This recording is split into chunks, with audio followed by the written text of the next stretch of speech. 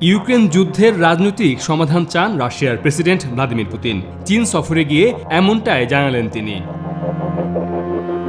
16 মে চীনের president Xi Jinping এর সঙ্গে সাক্ষাৎ হয় পুতিনের। সেখানে তারা দুই দেশের মধ্যে গভীর সম্পর্কের প্রশংসা করেন। এর মধ্য দিয়ে দুই দেশের অর্থনৈতিক সম্পর্ক শক্তিশালী হবে বলে মনে করা হচ্ছে।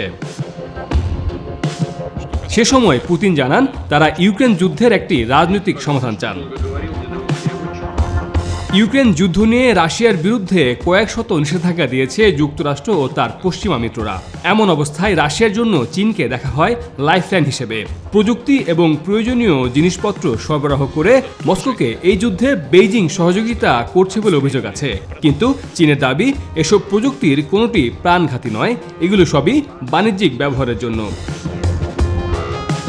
পঞ্চমবারের মতো প্রেসিডেন্ট হিসেবে দায়িত্ব নেয়ার পর এটাই পুতিনের প্রথম বিদেশ সফর। দেশের নির্বাচনে তিনি বিতর্কিতভাবে কার্যত বিনা প্রতিদ্বন্দ্বিতায় নির্বাচিত হয়েছেন।